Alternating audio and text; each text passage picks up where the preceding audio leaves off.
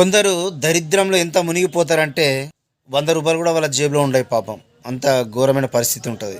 అలాంటి వాళ్ళు ఏం చేయండి అంటే రోజు ప్రొద్దున లేచి ఇంట్లోకి వెళ్ళి బయటకు వెళ్ళే ముందు మీ అమ్మగారి కాళ్ళు మొక్కి ఇంట్లోకి వెళ్ళి బయటకు వెళ్ళండి. కొందరికి ఏంటంటే అమ్మ నాన్న దగ్గరలో ఉండరు, అంటే ఎక్కడికో వలస వెళ్తారు, ఊర్లో ఉంటారు.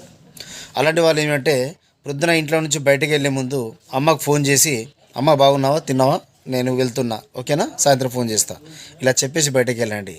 అయితే వాళ్ళ ఆశీర్వాదం మీకు వెంటాడుతూనే ఉంటుంది. ఈ రోజుల్లో టెలిపతిక్ అనే ఒక సబ్జెక్ట్ వచ్చింది. అంటే మనం ఇక్కడ ఉండి మా ఎక్కడో ఉన్న వాళ్ళ గురించి మనము ఇక్కడ టెలిపతి చేస్తే అది జరిగిపోతుందని.